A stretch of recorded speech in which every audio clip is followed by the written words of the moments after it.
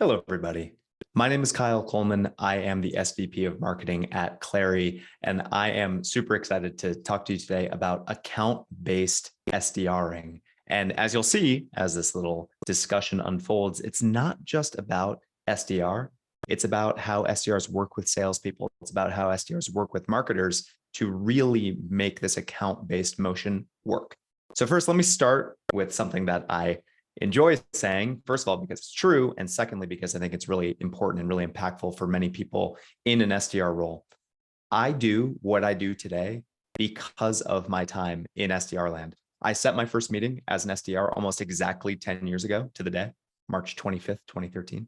And what I've learned is that your role, your position as an SDR, sitting right between marketing and sales, it allows you to develop some superpowers. And one of the main superpowers that you develop is a really good radar for messaging, for creating the types of verbiage, the types of language, the types of things that are actually going to resonate with your target audience. You are spending more time with prospects than pretty much anybody else at the company. You're on the front lines, you're on the phones, you're hearing what's working and what isn't, you're seeing what emails get responded to and don't. So you develop a capacity for simple, clear language. And the superpower that you develop and that I've carried with me through my career is that being clear is way better than being clever.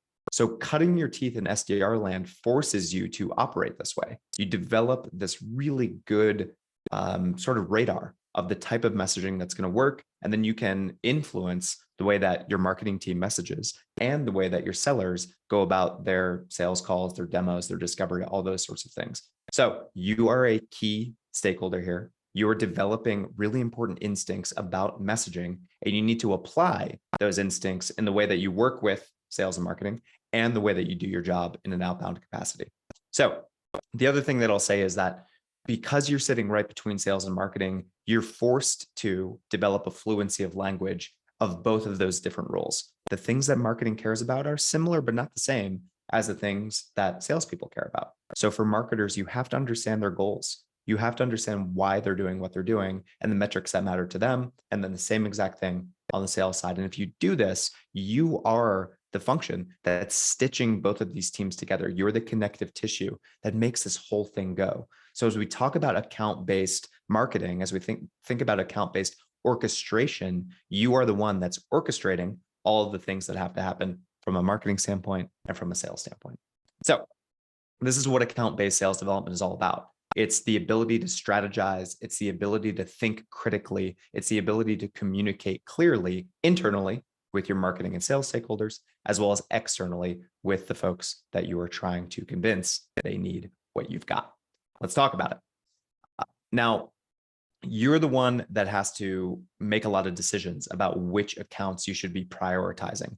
And I know some of you may not operate that way, which is, I think, something of a shame, but you need to take it upon yourself to decide which of these accounts should be at the top of my list. You can't go after every account at the same time. If you try and do that, you're going to end up just creating this super vanilla messaging that's really not going to work. You're going to end up in spray and pray mode. And yeah, you may get a hit or two here and there, but it's really not a formula for success these days. So the first advice that I have to you is be very intentional about which accounts you should be prioritizing and why. It's especially critical now. Probably no news to you that macro environment is a little uncertain. It's a little tough. Maybe not everybody is going to be in the market for bringing on new software, but some companies are. So you need to figure out which of those companies are going to be most inclined to explore a solution like yours. Are there companies that are experiencing tailwinds right now? Are there companies that really need what you've got more so than other ones do? Figure out those things and then trim your universe down from all of the accounts that you could target down to that center of the bullseye, the center of the target, and try and make sure that you're operating as close to that bullseye as possible to give yourself the best chance at success. So a handful of ways that you can do this. It's going to be different for everybody. So there's no silver bullet here. It depends on what you sell, who you sell to, the personas, the segments, all of those different things. For us at Clary, there are a few main signals that we're looking at. And what we've done is we've taken all these different signals and we've built a very easy reports for our SDRs and for our sales team to know which accounts in your book match these criteria. So as an example, for us, three main things. Number one, we use 6sense for all of the intent signal that we get to tell us who's in the market for something like Clary. And so that's number one, 6sense intent signal. You can have whatever sort of intent vendor you have. I don't care. We happen to use 6sense, and it's really important. We have found over the years, we've been using 6sense for a number of years, that the modeling is pretty dang good. They have a good sense of which accounts are doing the research, searching for the right keywords, doing the right things that are indicative of them being in market for a solution like ours. So if I'm an SDR and I'm trying to decide, do I want to go after an account that's in an earlier intent stage or in a later down funnel intent stage? I want the one down funnel. I want the one who's probably more familiar with Clary, or at the very least, more familiar with some of the problems that we solve. Somebody may be experiencing that pain and trying to solve that pain. They're going to be the ones that are going to be more responsive to what I have. Now, the other thing here that is critical about intent signals is it's not just about the buying stage that they happen to be in. It's also about why they're in that stage. What are they looking for? If they're searching for sales forecasting, you better believe that my messaging to them is going to be about sales forecasting. So I know it sounds so basic, but many people do not do this. And they'll see that an account is in a really good buying stage and they'll just send out some blanket messaging, and it may be a little bit off the mark. Go one level deeper, make sure you understand why they're in that stage, and then craft your messaging to respond to the types of things that they are most likely in the market for. So that's number one, the intent score. Number two for us is, and I mentioned before, the macro is tough, headwinds abound, but the number two thing for us is people are still hiring right now. There are a subset of companies that are still growing. We sell to salespeople. The way that we license or the way that we sell is by number of licenses. So we're looking at companies that are hiring salespeople. This is not impossible data to get. If you have LinkedIn Sales Navigator, if you have Zoom Info, if you have a handful of other data vendors, you'll be able to see which accounts have been hiring by department over the last 3 months, 6 months, 12 months, whatever time frame is most useful to you. So that's what we do. We look at companies that are still hiring in their sales department, and we say, okay, that indicates one, maybe they're not struggling as much in the current macro as other companies are. And two, they probably need something like Clary if their sales team is continuing to grow, because we can help them through that growth in XYZ myriad ways. And of course, we can design messaging around how we help new hires get up to speed, and we help standardize process and all those sorts of things. So that's vector number two for us. Vector number three for us, and this is somewhat counterintuitive, and this requires, again, different for everybody. But for Clary, what we find is that we're creating a new category. We're bringing a new type of business strategy and a new type of technology to market, and it requires a lot of education. And what we find is that many of our customers that we are closing today, we've actually had previous opportunities with sometime in the past. We've already had a bite at the apple. We've educated some people about what we were doing, and maybe timing just wasn't right. So what we find is that having a previous close lost opportunity on an account is actually indicative of future success for us. So we're looking for accounts who are already familiar with what we do, just decrease that barrier of entry that much more, and try and get back in front of them with a new offering, with context around what's changed since we last engaged, whatever it may be. So those three vectors combined, very powerful. Our intent signal, again, we use 6sense. The hiring that they've had over the last, we call it 6 months, but you can look at different timeframes. And then, is there a previous opportunity on that account? And with those three different vectors, we have basically a heat map that we deliver to our SDR team and to our sales team, who both are doing outbound prospecting. And we say, here you go. Here are all of your accounts, and here are the three different vectors that we have. And here's your heat map. And you can see which of your accounts are hitting which of these vectors, which of the ones should you be prioritizing right now. Put yourself in the best possible position to actually have success. Very easy for reps to pull that report, look at who is checking what box, and then design some sort of outbound strategy to try and, again, send the right message to the right folks at the right time to best move the needle and show that you understand what they're going through, therefore to get some success. Now, I could slice and dice this a million more ways, and I'm sure that you could too. it's going to be different for you. There's 3 vectors that are very useful for Clary. Some of that may translate for you, but really it's up to you to understand what actually matters, to take the tools, take the data that you have at your disposal and go and find some meaningful way for you to actually make that happen. Now, the signal that matters is going to dictate your account prioritization. That's kind of the first step. I've hinted at the next step, which of course is executing the messaging and the actual prospecting of it. And the account prioritization, of course, leads into who you prospect. And there's a really important thing that I think a lot of SDR teams do suboptimally, which is they're too lone wolf about their prospecting efforts. They're not thinking strategically about how to use their AE or how to use other executives at their account to maximally penetrate the account. And something that I think is really important is that you have to think about your prospects in 2 different camps.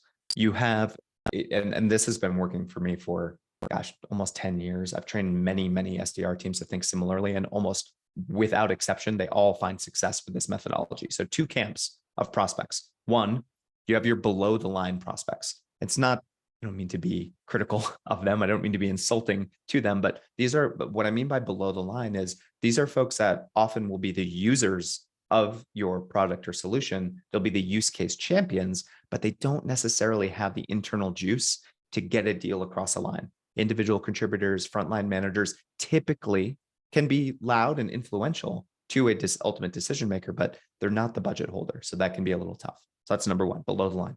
Number 2, above the line. These are folks that are decision makers. They hold the budget keys. They can actually make the decision on whether or not you're going to adopt this technology. And the way that you reach out to those 2 very different camps of people has to be very different. A below the line person has different things that they care about, has different pain points, has different value that they can provide to you, and you provide different value to them versus the above the line person. So the strategy for above the line and below the line, and a recommendation, again, that you can try, this, again, not right for everybody, but it works very well for us, is we have our, what we call RDRs, revenue development reps, focus on the below the line folks. And the way or the framework that we use for this, we call walk the halls. Pretend that you have a pass to get into a company's headquarters and you're just walking the halls. You want to talk to as many people as you can talk to understand what is actually going on at that account. So what our team will do, again, we sell to salespeople, is we'll reach out to 20, 30, 40 salespeople at that company. And we'll just ask, hey, do you have 5 minutes? I'm about to reach out to your CRO and I don't want to make a fool of myself. I have a quick question about your approach to forecasting. Send that same message to a handful of different people and see what you get. Have as many 5 or 10-minute conversations as you can with those below the line people. And then you can leverage whatever information you gain to the outreach that you do to the above the line people. Hey, Kevin, CRO Kevin, I just spoke to Lynn, to Jason, and to Maya. Here's what I learned about your forecasting process, and here's how we can help. That's a much more powerful message than something that is anonymous, that lacks research, that shows that maybe you haven't done as much research or work as other people have. Maybe you don't understand the business as well as you could. So that's one. Walk the halls, focus on the below the line folks to gain information to inform the above the line outreach strategy.